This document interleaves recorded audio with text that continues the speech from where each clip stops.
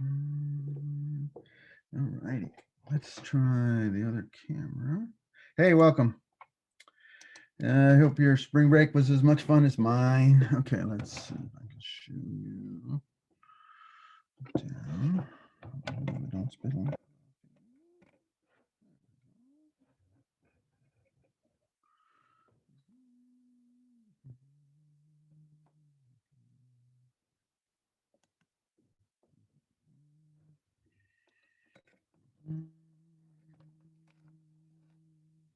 All right, close enough.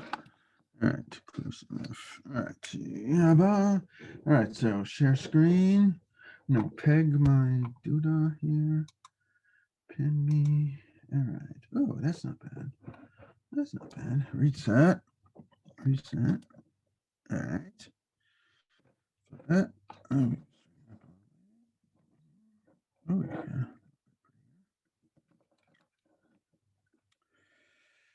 All right. So welcome back. Let me go ahead and start with my demo because, yeah, when demos go, yeah, it may not work again. This is lab 7.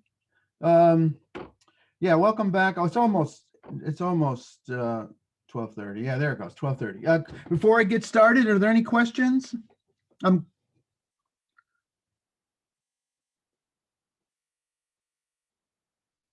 Okay, so as always, feel free to jump in. I might see the chat, I might not, but I will always hear your voice. So just unmute yourself. Um, yeah, let me go ahead and demo lab 7, and then I'll go demo what we did this week, last week in camp. Okay, let's see. This is lab 7. As you can see from the hardware, there's only 4 wires and 1 resistor, and there's really not any choice, just wired up. It's not too hard. Uh, this is a 64 pixel by 128 pixel monochrome display that we're going to use in lab 7, 8, 9, and 10. And I think it's this button here. Yep. Okay. So hit switch 1 to advance. And so the outcome here in lab 7 is to interface this OLED and output to the display some numbers in what we're going to do integer mode and what we're also going to describe as fixed point. Okay, so that is the demo, and then that's it. Okay, that's the demo for lab 7. No simulation. Get out of the way here. All right, so that's what lab 7 looked like. If you we had about 30 people complete printed circuit board camp, and yeah, most of the boards that the students designed are waiting for pickup. So they're going to get, you'll see when we get to lab 10, you'll see about 30 of the 319K students have built this printed circuit board. And again, this is the same display. This is not lab 10, but this is just a simulation for, I'm not, it's just a mock-up for what a game might look like on a small 64 by 128 pixel display. All right, so that's, yeah, that's what we did. That's what I did over spring break is we had a spring break camp that made a printed circuit board. Okay, so that was, and they cost about $20 to get 5 of them. All right, so let's share screen. Yeah, so I hope you had a fun spring break. Okay. Lab 6 is probably the lab 6 is probably the student's favorite lab. So enjoy it. Yeah. So on the other hand, lab 7 is full of educational, lab 7 is full of educational components that will serve you for the rest of your life if you do any software whatsoever. Okay, it's chat. All right. Okay. Oh, yes. Keep saying hello. I hope everybody had a great spring. Yeah, that'll be a fun thing to do in spring break. If you had any fun over spring break, yeah, chat it. Okay. Yeah. So I stood around and made printed circuit boards. Okay. worked on lab 7, but yeah, if you did something fun, go ahead and chat it in the chat. Yeah. Oh, cool. Yeah, robots. Yeah, sure. Good. All right. So say hello to each other. Um, Describe something you did fun for spring break, but we're back to work. I would like to mention um, one caveat. Now, you're probably lab 7, lab 6, lab 6. Now, you probably figured this out, but this in lab 6 in the starter code, there are 2 main programs at the top. These are not optional. There's quite a bit of chatter in the office hours and TA checkout for students whose DAC works in the simulator but doesn't work on the real board. These 2 main programs are your key. This one's the simpler of the 2. If you got a 6-bit DAC, change that to a 3F, and basically hook your voltmeter up to the DAC and single step this. That'll help you figure out what you've miswired. This one's a little bit more fancy, where you hook up your voltmeter to the DAC and you basically push this button, and every time you push the button, it advances. So please test your DAC before in a static mode before you run it dynamically. All right, let's go back to where it was. Right.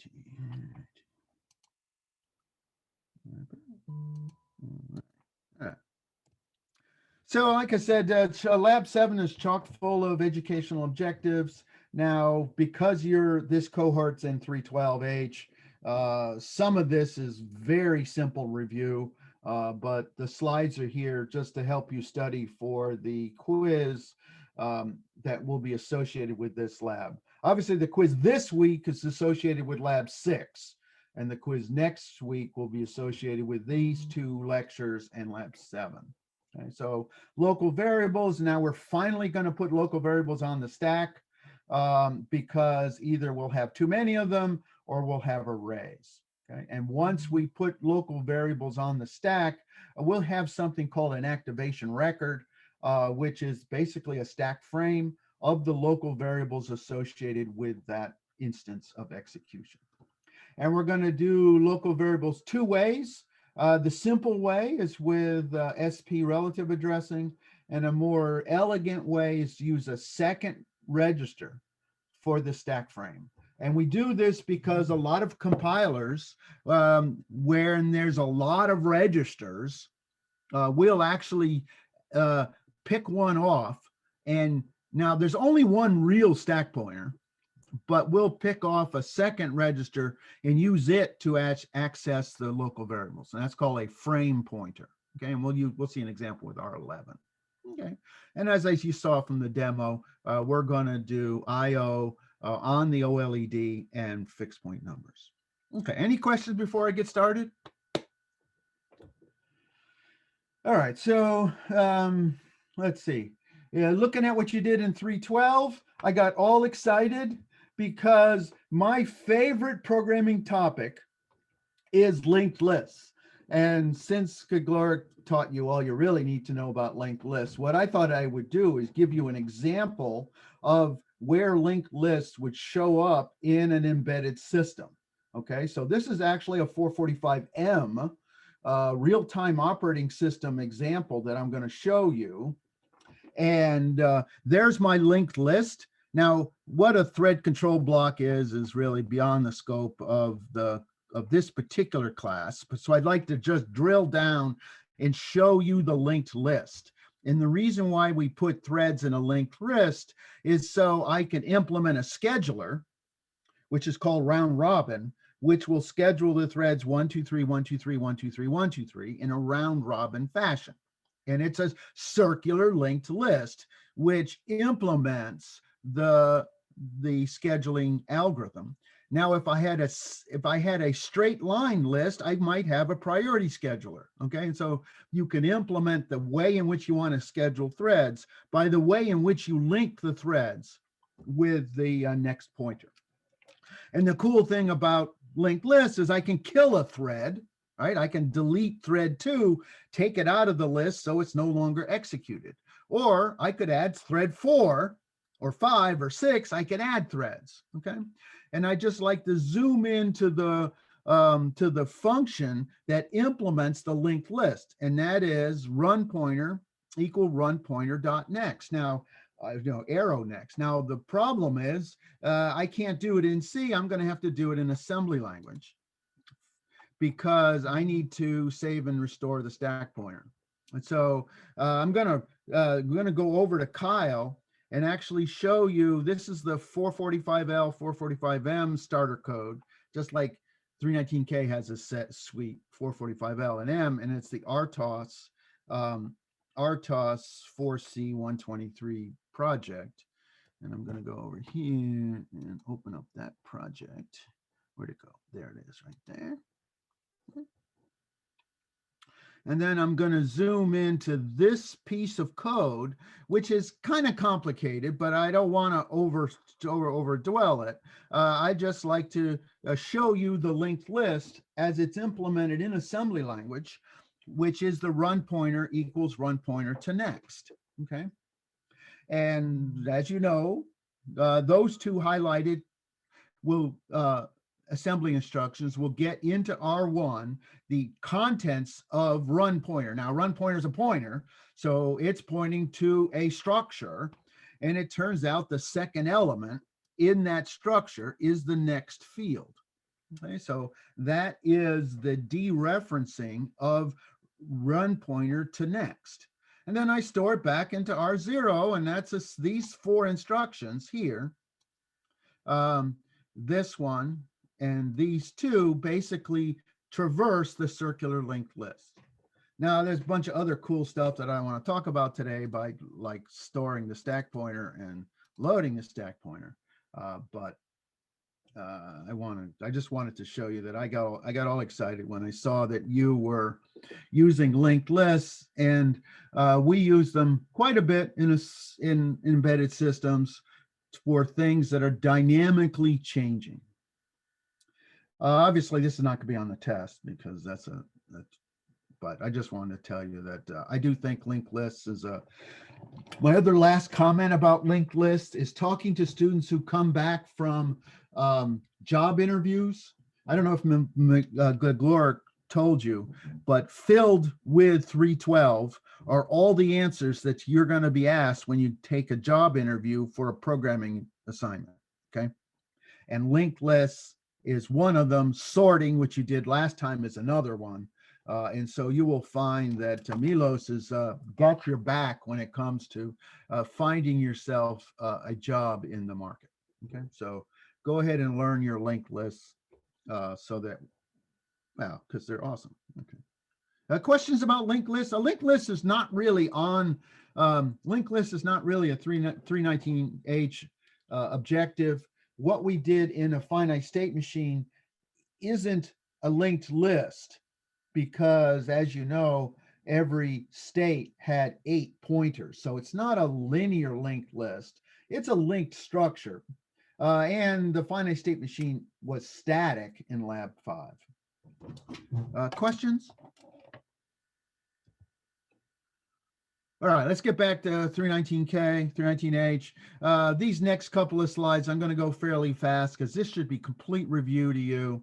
When we talk about variables, we're interested in the scope of that variable, in other words, where it can be accessed, and we're drilling down on private scope, which means variables that can be restricted in some way. And in particular, we're going to be looking at local variables where the scope is restricted somewhere inside the function.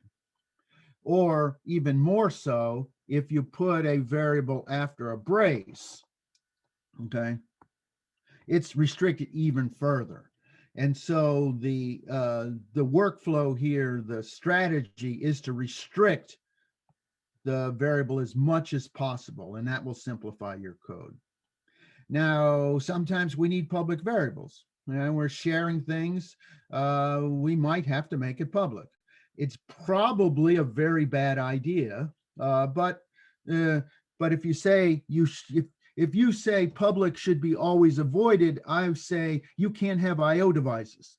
Okay, so IO devices by their nature are permanently allocated and everybody knows where they are. And so we're going to have to deal with public allocated public things, which in our case represent all the IO devices.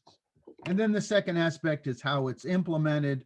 Again, we can store it permanently into RAM as a permanent structure, or dynamically allocate it. And what we're going to focus here in lab 7 is putting the variables on the stack. All right, so this is, again, not much of a slide. You should know all this. A local variable, whether it be in a register or on the stack, is only accessible inside the function, inside the brace within which it was defined. Okay, so if you put it index in this brace, it is accessible here and not accessible anywhere else. And again, the workflow here is to reduce the scope as much as possible, and that will simplify your interactions between one module and another module, or one piece of code and another module. And like I said, we're going to do it with the stack pointer first, and then with R11. All right, so this is an overview of the kinds of variables you're going to see in E319H. Are globals, okay, that are outside the definition of a function and don't have the word static in it. This variable is accessible anywhere in the function. All I have to do is extern it, right? Anywhere in my code, if I write extern and I use the same int 16_t, my global var, sorry, get out of the way. Then any function, anywhere in the code, you add this code and that variable here is accessible. Now, if we add the word static to that variable, and again, it's outside, it's inside of a file. Oh, everything has to be inside a file, but it's outside of the function. And then it gets permanent allocation, but private scope to the file. And this is our classic way to pass data between the interrupt service routine and itself, or interrupt service routine in some regular function, okay? Using a static, because it's permanently allocated, but it does have restricted scope. You can't extern this guy because of the static. And this is where we're going to focus all our attention on in lab 7, and that was locals. There's one more type of static, is if you add static to what looks like a local variable. In other words, if you add static inside of a variable which is inside of a function, it becomes permanently allocated, but still private scoped. Okay, so a static is a variable which is permanently allocated and in some way has reduced scope, either to the file or to the function. All right, so let's talk about this here. All right. We can also reduce the scope of our functions, okay? And we've talked about modules before, right? We got the header file, we got the code file, and we got a test main file, okay? And so we're going to put prototypes for public functions inside the header. But what we're going to do is, if we have a private function, we are going to put it in the code, but not give you a prototype in the header. Okay. In this way, this function is only callable from other routines within that file. Okay. And again, the whole point is reduce the scope as much as possible. So often we need helper functions. That's the other name for this, a helper function, that allow you to do something, but the user shouldn't be calling it. Okay? So we're going to put a static in front. Obviously, everything all functions go in ROM. Okay, so you don't change where it's allocated, but you are changing its scope. All right, so again, this is a stupid one. We're going to focus in on the need for when we have a lot of variables and we have arrays, we're going to put it on the stack. On the other hand, labs 1 through 6, we've been using registers, okay? And we use registers because it's fast, okay? And we got a lot of them, right? We got a lot of registers. Okay? This is just a reminder of what the push and pop instructions do. The push instruction will first subtract from the stack pointer and then store, and the pop will first read and then add. We're going to be looking at the stack, so you have to know that if we push multiple registers, it doesn't matter what order we write it in, they get pushed in an order associated with its register number. So a smaller register number goes at the smaller RAM address, okay? So this smaller register number goes to the smaller RAM address. Okay? And when we do a pop, again, it doesn't matter how we order the register, the registers inside the instruction. Again, it's popped in that same format. Multiple registers always get the lower register at the lower memory address. It's not a stack rule. It's really an ARM architecture procedure call standard, and that is we'll pop even number of registers or multiples of 8 bytes. This just makes it run faster. On the ARM. And you go, hey, John, I don't even have an ARM. No, you don't. You have a Cortex-M. So it doesn't even run faster on the Cortex-M, but it's a ARM architecture procedure call standard, just in case you wanted to run this Cortex-M code on a ARM processor, because it can do 64-bit access. So yeah, you get a compiler warning, but it really has this rule really has no consequence in 319K. All right, so this is what we've done over and over again. Again, this was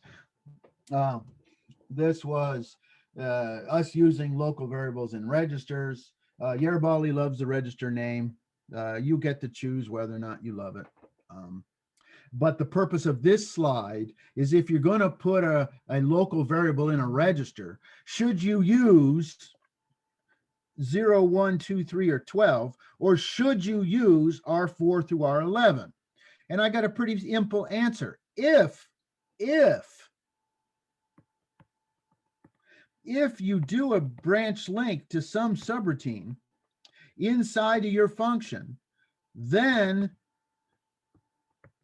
use R4 through R11, because that function is required to save the register. If you have no branch link to a subroutine, then I recommend you, if you got room, use R3, R4, and R12. That way you don't have to save it, okay? So whether or not to use R4 or R3 is a function of whether the function you're generating calls another function, okay? All right, that's my preaching on registers. Okay, now we're going to get fun. Okay, so now finally, here it is. 20 minutes in the class, and I finally got to the good part. Okay. When we use a local variable on the stack, we're going to create what's called a stack frame. And if you think about the word in English, what does the word frame sort of invoke? What kind of thinking does that invoke? Chat it or say it. What does the word frame mean to you? Like a picture or snapshot. Wrong use. Okay. All right. Yeah. Nope. Well, it's sort of a snapshot, but I'm thinking from a construction standpoint. Is a part for support. Yeah. Now, does the frame of the house move around like the doors and windows? No, No. it just stays static. Yeah, it's static. It's fixed. Okay.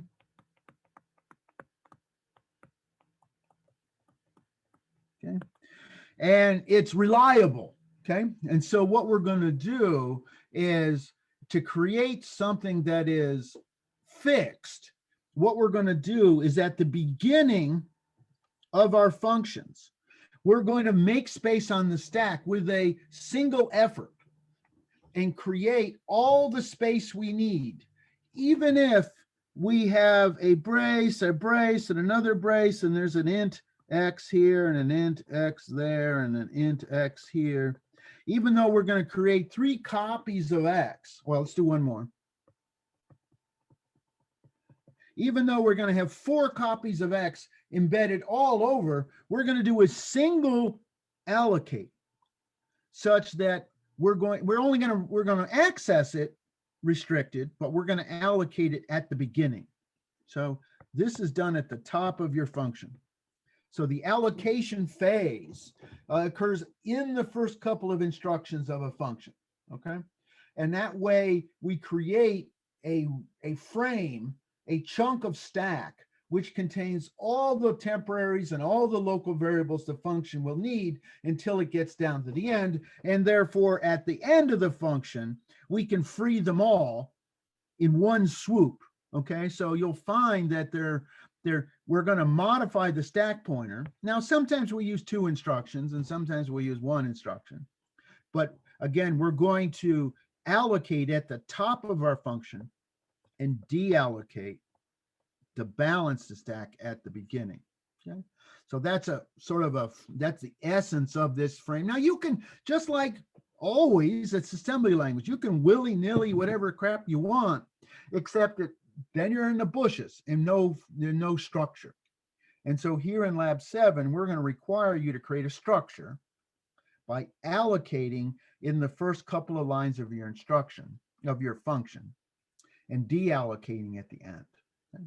All right, so to access a local variable, we're not going to push or pop. No pushing and popping in the middle of the function, because that you just violated my other rule. No pushing and popping in the middle of the function. You're going to push at the top and pop at the bottom if you have to, but in the middle, you're not going to push or pop.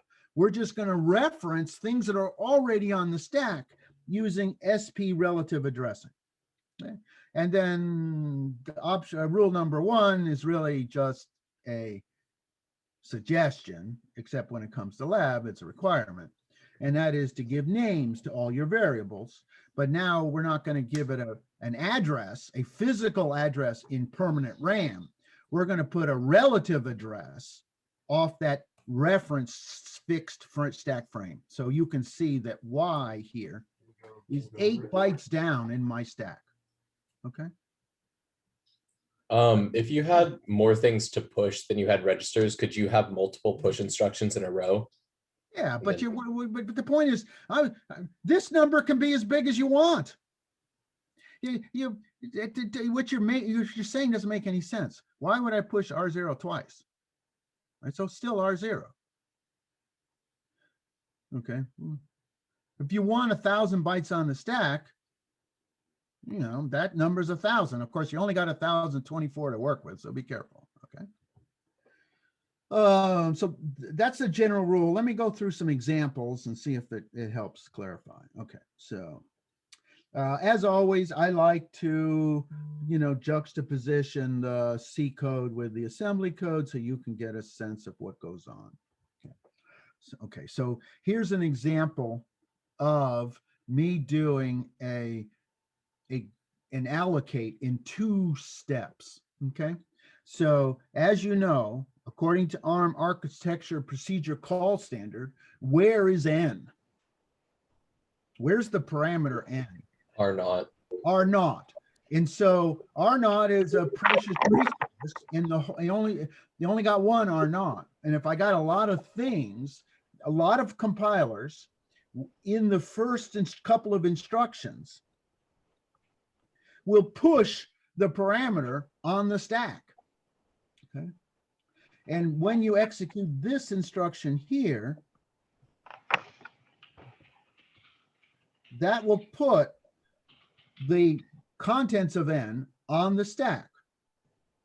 And I've got a local variable here, which you're right, I could have put it in R1, okay, but you know, bear with me for a moment. And to allocate the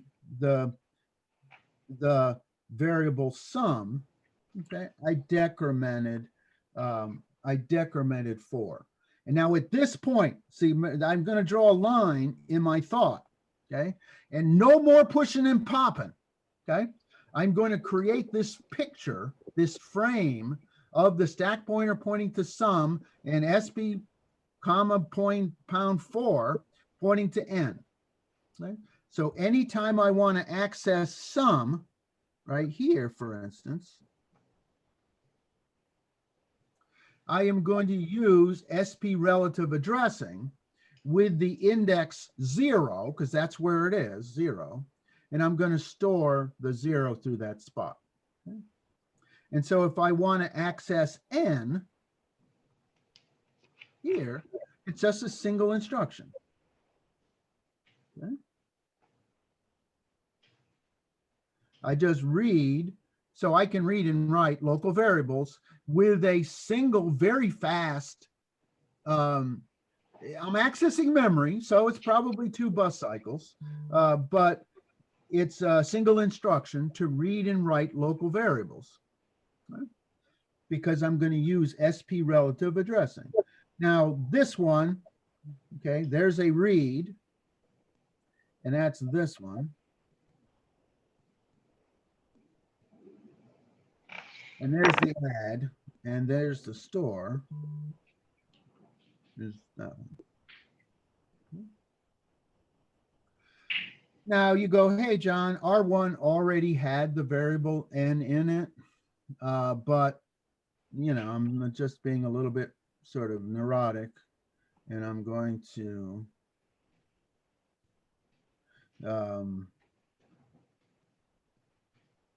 implement the read, modify, write as a read, a modify, a write. I set the condition codes bits here so I can execute that with this guy. Okay. As you know, return parameters here are always in R0. I will always balance the stack. And so I will bring into R0 the return, the sum. Now you notice I did a push R0 to allocate n, and I did an add SP to deallocate n, because I didn't want to wipe out R0, okay? I wanted to. Okay, so again, this is the ending phase here. So we got 4 phases of a local variable: binding, allocation, access, and deallocation. Question?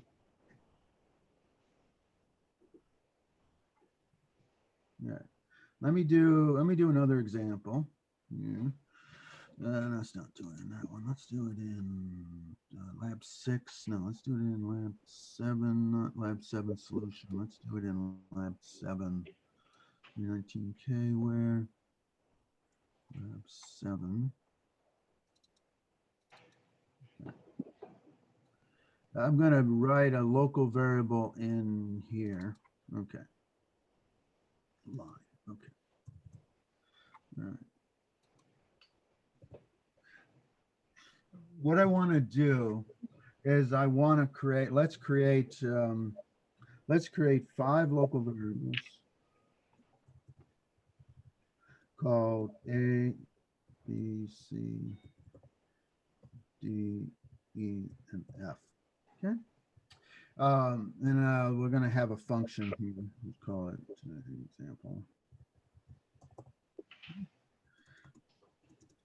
All right, let's assume I'm going to call another function, right? What do I have to, if there's going to be a BL to a sub function,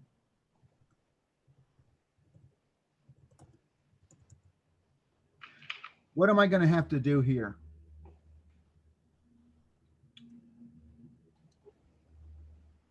What do I got to push?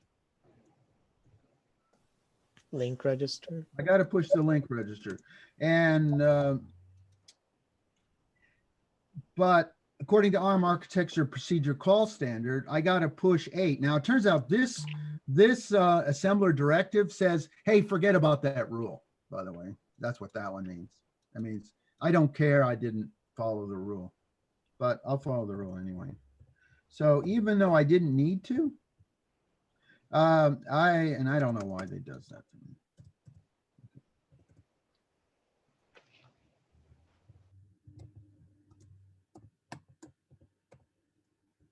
Okay, so that's my return. Okay, so again, that is my first instruction. Okay, so here is the sequence of events that one uses to create local variables.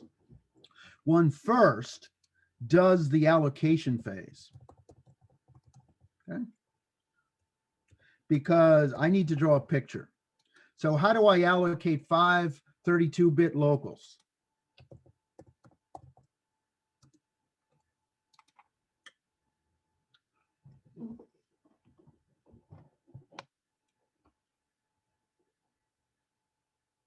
I need place on the stack for 5 local variables.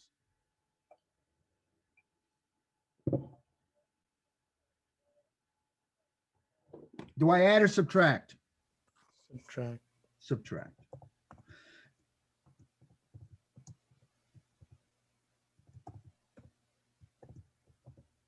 Why did I subtract to 24 and not a 20?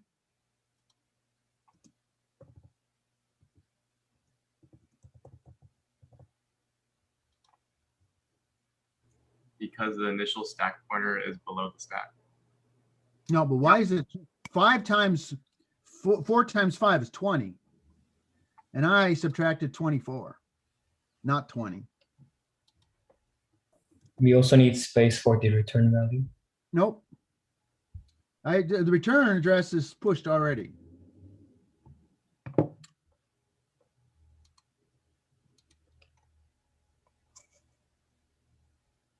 Remember this?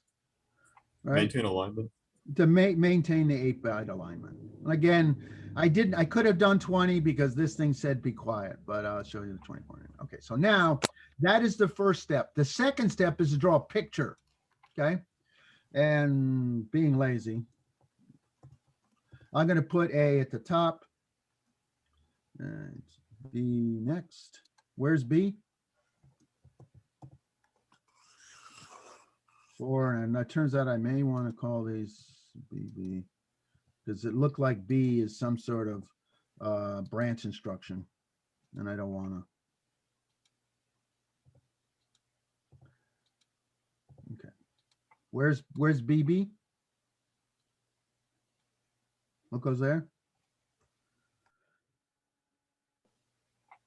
So this is called the binding, which I do second, which gives a symbolic name to where the variables are. Okay, so if each is 32 bits, this guy's going to be at 4. Now you could rotate these wherever you wanted, as long as they're not at the same spot and they're off by 4.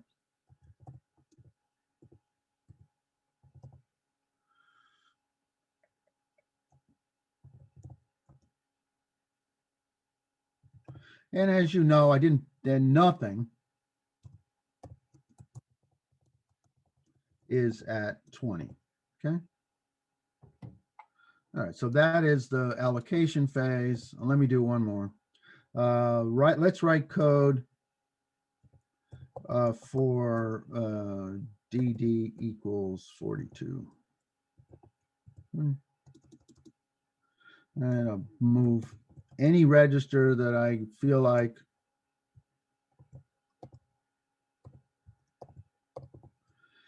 and store it.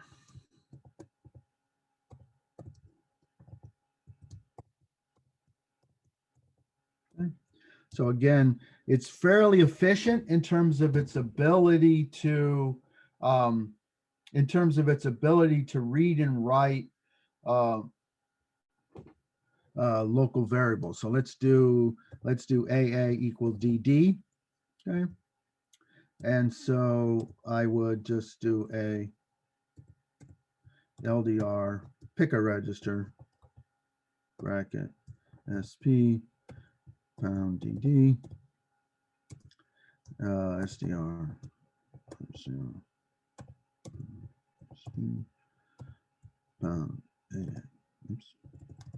Okay. So again, fairly efficient as it comes to actually access. Questions on this way to do it? Fairly flexible. And again, I'm not going to do no pushing and popping in here, right?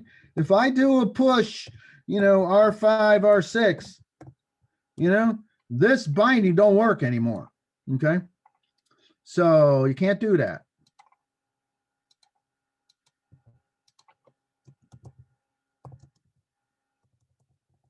If you want space for something, allocate it up here and then store it, right? If you want to save R5, then save it.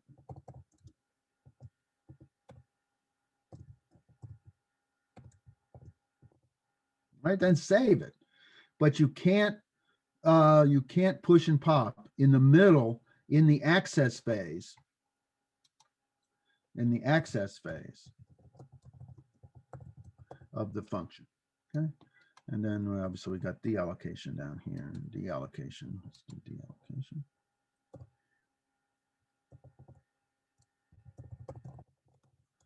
We're going to reverse that. Add SP pound. Okay. All right. Save. Obviously, this is not going to compile because that instruction doesn't exist. Just see if I got any syntax errors. Okay.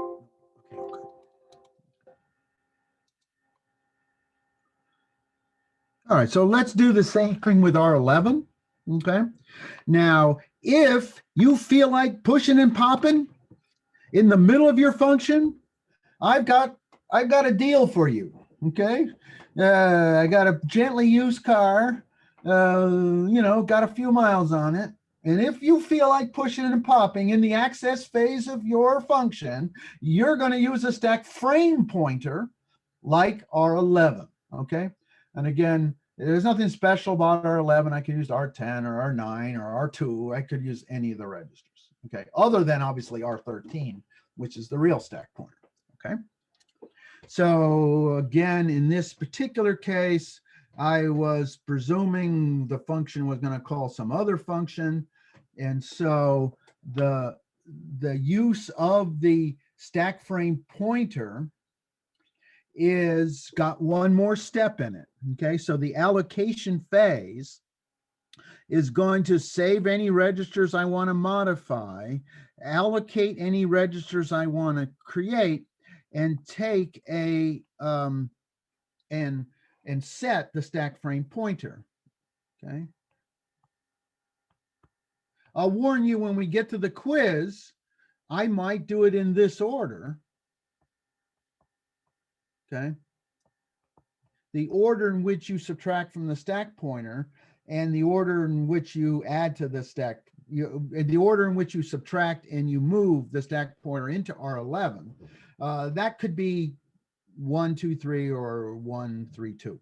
Okay. So you could move this instruction up here. Now the picture would be different. Okay. R11 would be pointing somewhere else. R11 would be pointing down here, but nevertheless, it would be fine. Okay. So again, the first thing I do is I implement the allocation phase, and then I draw a picture of what I just implemented. And again, I had 2 local variables, and the order in which I put sum and n are irrelevant. I could have swapped them, but in this case, I put sum first and n second. Okay. But now in this picture, once I bind the frame pointer, R11 does not change.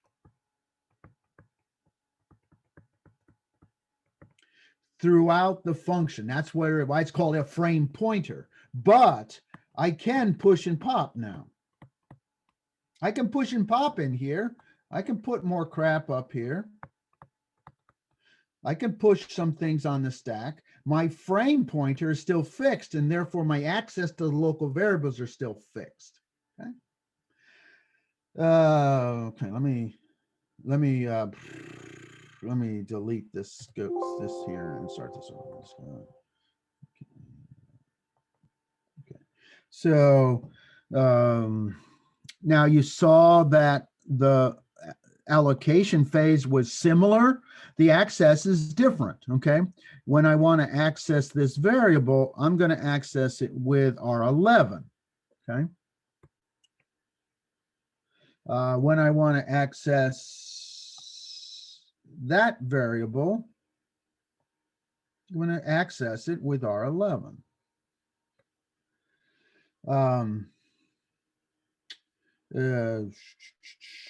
This guy here is that guy. This guy here is the rest of it. My subtract one is here. Again, all using R11. Okay. Again, I set the S here so that this branch not equal could implement the greater than. Okay, fair enough. It's not exactly the right thing. I guess I should have done n not equal to 0, but nevertheless. And then the deallocation phase. Now I allocate and deallocate by changing the actual stack pointer. Don't be adding and subtracting from R11. Nobody cares. Okay. Because if you add and subtract from R11 and an interrupt comes by, it'll wipe out your stuff. Okay. So I'm going to allocate and deallocate on the real stack pointer. Okay. Let me go ahead and do the example I did in Kyle with a frame pointer. Okay, control. I have a quick question about the frame pointer. Yeah. So if you do that, you're allowed to push and pop, right? Yep. But if you have to deallocate the stack pointer at the end, does that mean you have to pop off everything that you push? Oh yeah, absolutely. No matter what you do, you gotta, yeah, sure, I'll show it to you. No matter what you do, you gotta balance the stack. I mean, that's obviously a rule. Okay. So let's go over to my example and let's do it again. Okay. Okay.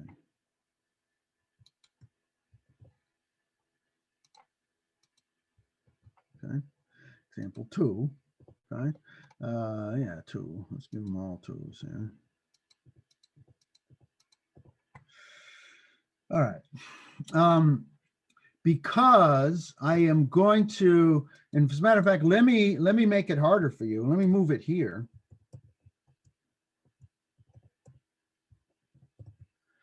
And before I allocate, since I modified R11, let's change this to R11.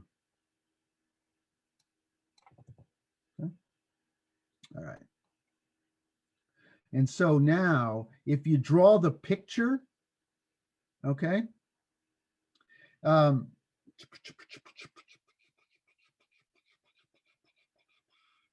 Okay, I'm gonna have to draw it. Hold on.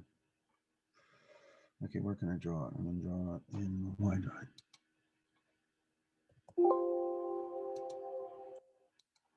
I gotta draw this one for you to see what I just did. Okay.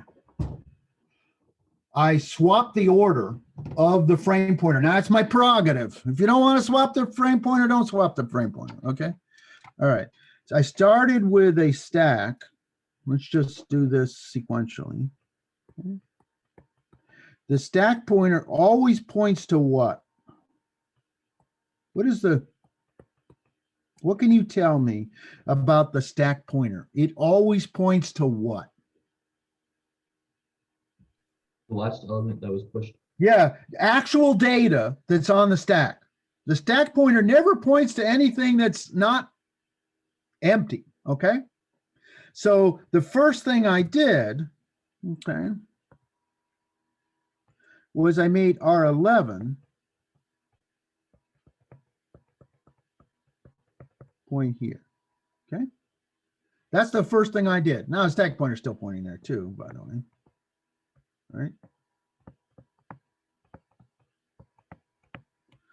And then the next thing I did was subtract, obviously.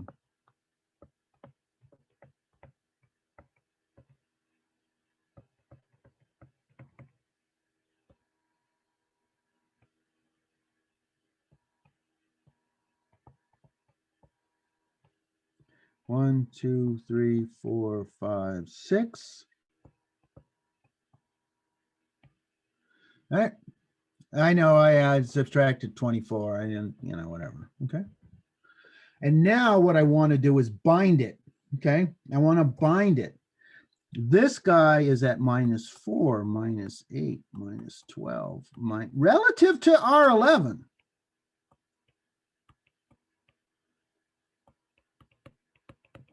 Okay. See that? And so now over here, I'm going to bind AA2 right here.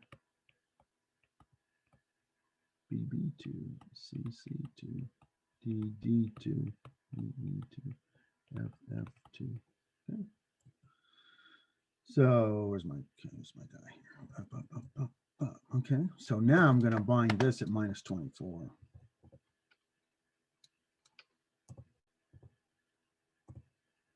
Now, again, I had 6 elements and 5 things. I could have put them wherever you wanted. Okay.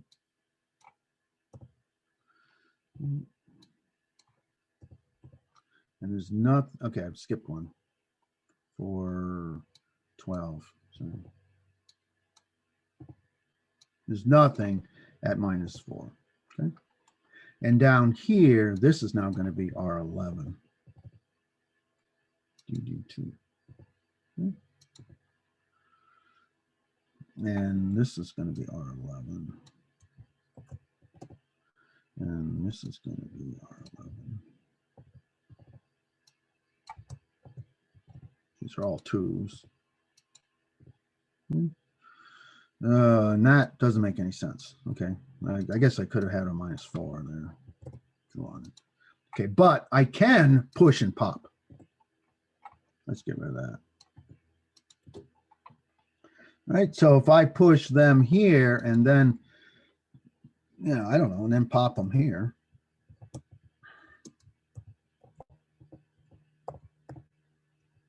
Okay.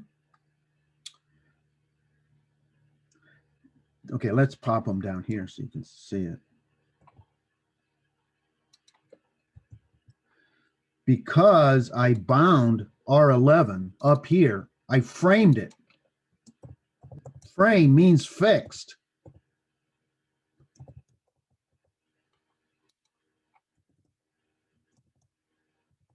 That pointer is now fixed. No changing R11.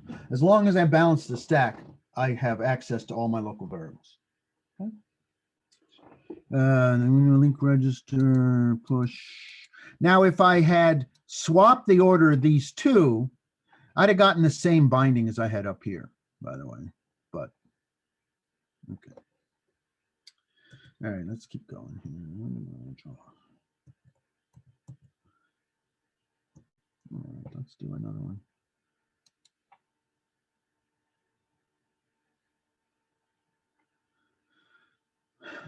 Like I said, many compilers, because the registers are so important, it will strategically push the registers on the, push the parameters on the stack at the beginning and treat them as local variables. But you know this to be true, okay? What is the significance? What is the nature, the quality, the behavior of the parameter X? Where is it located? Where is it allocated? And where is it accessed? What is the allocation? And what is the scope of the parameter X? And I'll ask the same question. What is the scope and allocation of the local variable sum? And the answer is they're the same. They have private scope and temporary allocation. So it's a very natural thing for the compiler, if you've got a very complicated function with a lot of crap in it, and it needs the parameters all over the place, is it will push the parameters on the stack. Now, it's not part of ARM architecture procedure call standard. It's done inside the function. And so, again, one of the things we do in the allocation phase is we might push the parameters on the stack, and we might allocate. And again, this one is an unaligned stack, by the way, right? Because I pushed 5 things, but yeah, whatever. So R0, 1, and 3 on 2 are the places where the parameters would have been. Well, R at the beginning of the function, but once I push them and I bind them, right? Since I pushed, okay, you got to be careful here. This was R0, R1, and R2. And in this case, where they got put on the stack is not optional, because R0 is a smaller address, because R0 is a smaller register number than R1, it goes at the smaller address.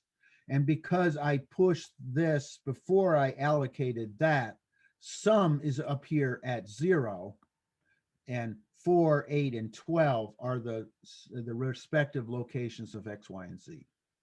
But again, the parameters are now easily accessible with a stack pointer relative access. Okay. And again, it looks a little weird. Up here, I push 20 bytes, and down here, I pop 20 bytes. Okay.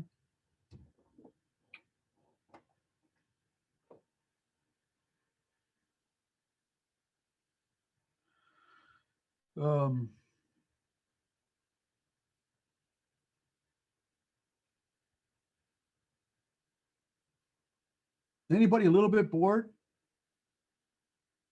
If you're a little bit bored, look up the machine code.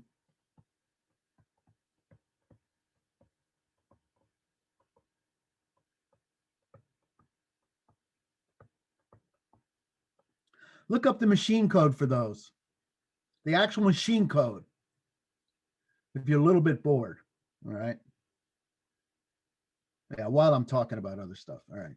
Something interesting happens. I'll leave that. That won't be on the test, but something really exciting happens if you look up the machine code for those 2 instructions. Okay, there's my pop PC, for instance. Right there. All right, let me do something that Yerbali says won't be on the test, but and let me do this 2 ways, the Valvano way and the compiler way. All right. So you can't put buffer in registers. They're not 100 registers. You wouldn't be able to access them if there were. And so when you got a lot of variables or an array that's local, it has to go on the stack. Okay, so 132-bit numbers is allocated with a subtract 400, right? 100 4-byte variables. Okay, and you get this stack frame here where SP points to the first buffer element and SP whatever 96 points to the last one. Now, just to make my math easier, I had a local just to make the program shorter so it would fit on the page. I put I into register R3. Okay, if you were to have written or implemented this function, why did I put I in a register?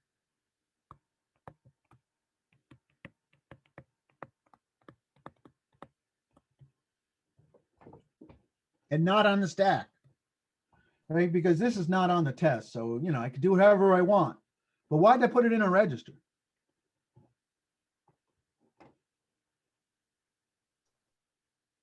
You're accessing it every loop. Yeah, but why in a register? Why not put it on the stack? I got something else on the stack. Why don't I put I on the stack?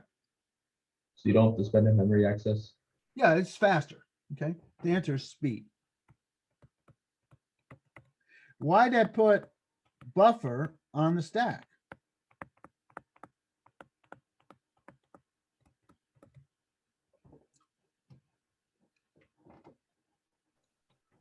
You don't have 100 registers. Yeah, I don't have space. And you could not, if even if this were a 4 or something and not 100, you would not be able to implement that operation if the buffer things were in registers. Okay, so there's no indirect register. You can't index into the registers. Without changing the machine code. I suppose if you put the code in RAM, you could modify the opcodes. That is not a good idea. Okay. All right. So now, again, the allocation phase, the drawing, the binding. This is probably also binding, by the way. So if you're going to use a register, this is a binding because it gives you a mapping between the symbolic name, which is I, and the physical place in which it is, and that's R0. Okay. So I'll call that a binding. All right, so there's my I equals 0.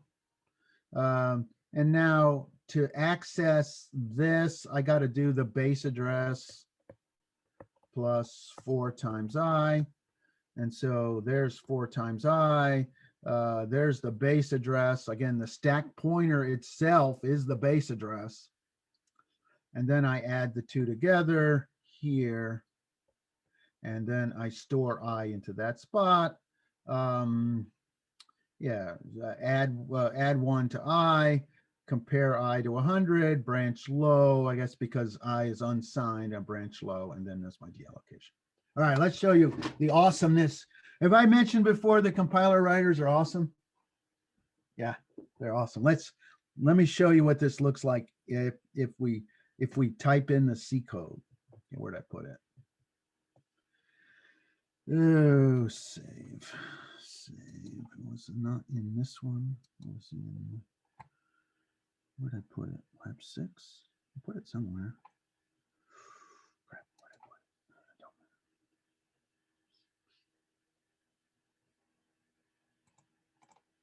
know. Oh, didn't put it there. I guess it doesn't really matter where I put it. Put it here? I might put it here.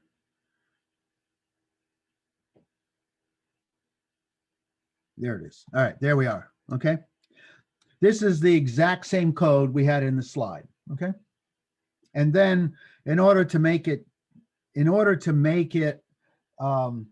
execute, I called it right here. All right. So I run this in the simulator, even though, or no, I'm going to run it on the board. I'm going to run it on the board because I can't simulate the graphics thing. Okay. All right, run. Yeah, build, load. There we go. Load. Run. All right.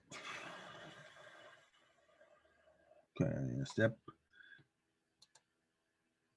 All right, so the question is how good a programmer is Valvano?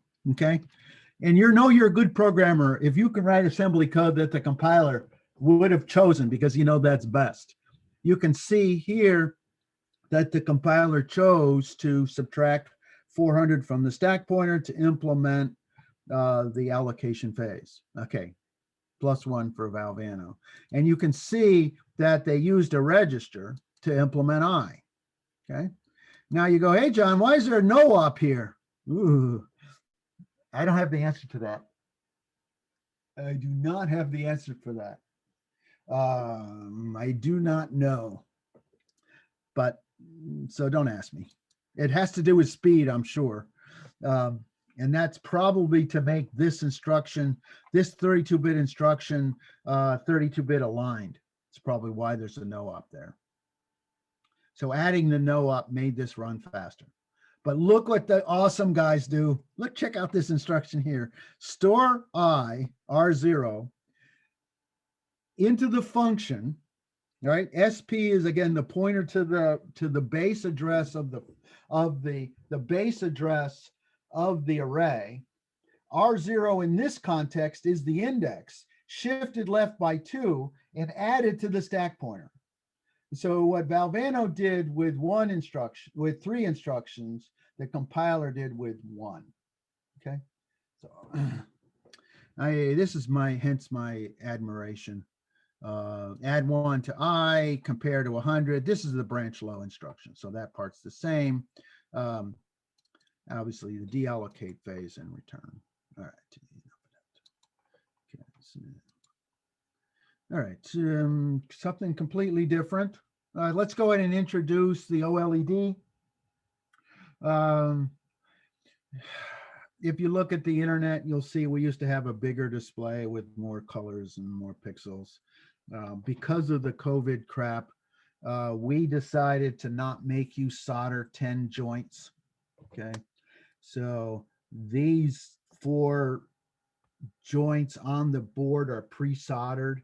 And we decided as a group that in order to get 400 kids through 319K without a soldering iron, we needed a display that required no student soldering. The second thing, which is a plus side for you, so anytime you see our chairman or our Dean Wood, please send them a thank you, because normally we don't give to students the display. Normally the students have to buy their own display, and somebody gave us a pot of money, and so we bought displays to give you. Okay, so that's a good part. No soldering is good. Didn't have to pay for it. That's doubly good. But it's monochrome and not very many pixels and really pretty tiny. Okay. So whatever, that's not perfect. Okay, so but it does actually allow us to teach something we couldn't with the other display, called a double buffer. So there will be a data structure implementation as we go along, that you will see when you get to lab 10 is 2 buffers. Because it's only 64 by 128 by 1 bit, the buffer, everything about the display will fit into 1K of RAM. Okay, that's what we're going to call a graphics buffer of everything that exists that you may want to see on the screen. I can put in 1024 bytes, and you'll see it in the driver as this global function. I mean, global array. Well, it's actually a static array, but nevertheless, it's in the driver called buffer bracket 1024. Okay? And so there are 2 buffers in the world. The thing on the display that you actually see. So there's 1024 bytes in the device that's what you see with your eyes. And the display will scan that out for you. And then there's a buffer in your function that you want to draw. And then when you execute out buffer, it takes the RAM buffer and sends it to the hardware OLED buffer. Okay. And then you got to start seeing it. Okay, so you will see that in this workflow. Okay, so like I said, the hardware is pretty straightforward. We're going to use one of the 1.5Ks. This is actually optional, but if you put it there, it runs faster. Okay, which is always good. And I'll show you in a moment what the clock and the data look like. It's basically a inter-device. Yeah, it's called I2C. It's got a clock line and a data line. And so, but hardware-wise, it's really easy. Okay. Be careful. PB7 and PB6 are now off limits to you. Once you get to lab 7, there's no more using PB7 and 6 because they're actually soldered together on the launch pad. Stupid launch pad. Okay. This is an overview of lab 7. As we go along, lab 7, 8, 9, and 10, we are increasing the number of modules. And so again, the modularity of a system is the ratio of the number of modules, which we would like to have very large, divided by the interaction between them, either how many functions call other functions. So there are two ways to think about interaction or coupling. We can talk about it as bandwidth, how much data flows from one module to the other, and the other is called invocational coupling. And that is how many times does one module call a function in another module. So we would like to increase the number of modules and decrease the coupling. So there's a lot of modules. The other thing you'll notice in lab 7 is we're going to interwind C modules with assembly modules with C modules, high level with low level, et cetera, et cetera, et cetera. And so the red functions here are the 6 functions you will write as required in lab 7, okay?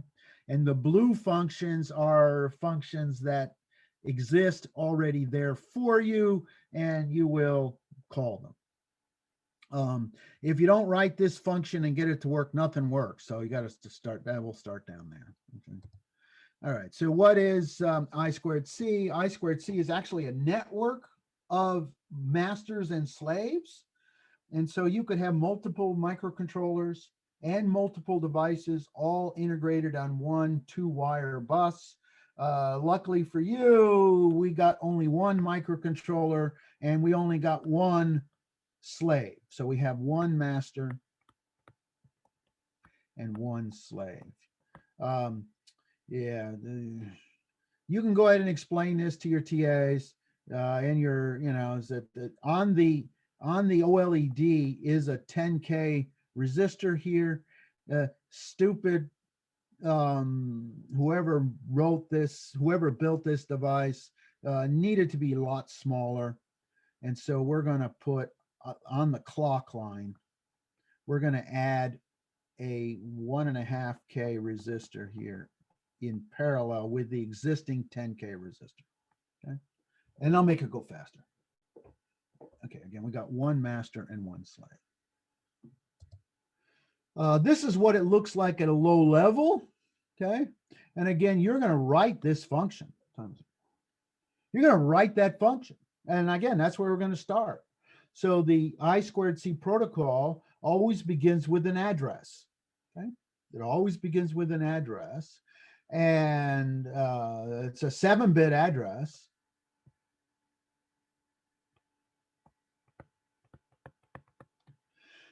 And then after the address will be a 1-bit, which will tell you whether you want to write or read, and that's going to be a write. Okay, so you're going to implement this function, which generates this timing, okay? The 30, whatever number of 27 pulses, whatever that is, clock pulses, and 27 bits are sent, all to send these 2 bytes of data, okay? So in this context here, we're going to send 16 bits of info from the master to the slave. And that is the low-level operation that you will see in order to interact with the OLED. And it's in this file, lcd.s. Okay, so yeah, it's in, stop that.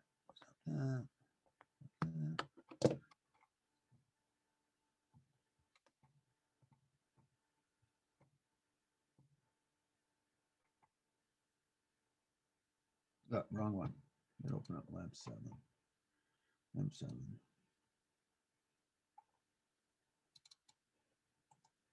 There it is. You're writing this function right there. That's your function. Okay, and I'll talk about what to do here in a second. All right. There's a lot of code that you don't write, but this is the low-level function you do write. And there are 10 steps. And if you come to office hours and say it doesn't work, I'm going to say, well, how did you do step 1, step 2, step 3, step 4, step 5, step 4.5. Sorry, this is step 4.5. Okay. So it's a function that's interfaced with C, ARM architecture procedure call standard that takes 3 parameters. The slave address, the 7-bit slave address in R0, the first data byte, which is an R1, and the second data byte, it's an R2. Okay. And it will return a 0 if it works and some error code if it doesn't work. Okay, so yeah, the first thing you're going to do is wait for it to be not busy. It takes on the order of 10, 20 microseconds for something to happen. And your bus clock is going at 12.5 nanoseconds. So it's running about 100 to 1,000 times. Software is running about 100 to 1,000 times faster than the hardware. So you have to wait for it. Okay, so we'll look at the status register here, the master status control status register, and we'll look at bit 0.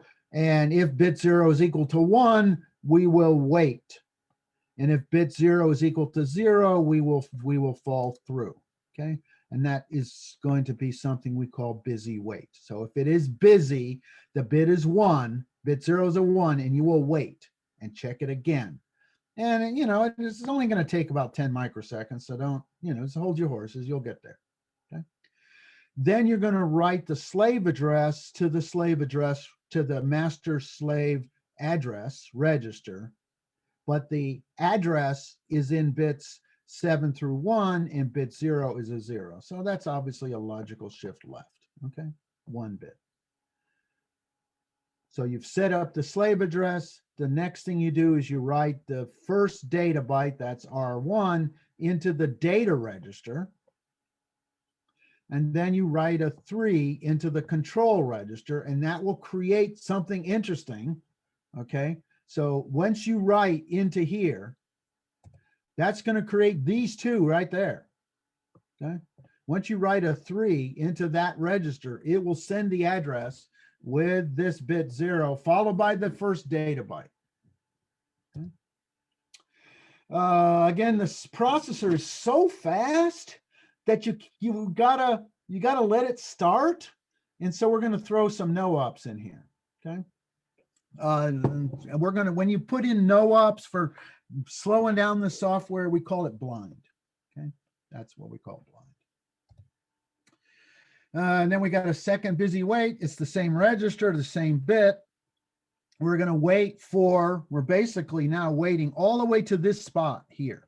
Okay, so that second wait is going to wait all the way till that spot, till this is completely done. Okay. That's what this step 5 here, step 5.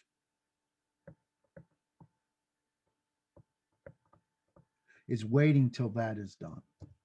Okay. Now, if something goes wrong, like nobody plugged it in, there'll be an error. There'll be some error bits. So go ahead and look in the status register at bits 3, 2, and 1. If any of those bits are non-zero, send a 4 to the control register, return from the function with those bits, and then quit, okay? But unless it's broken, you might want to put a breakpoint here, make sure you never get there, okay? And then step 7, well, it's actually step 8, okay? You write the second byte and write a 5 to that register, which is like the 3, except it's going to stop. Okay. It'll just do 1 and stop. So when you write step 7 and 8, not that way.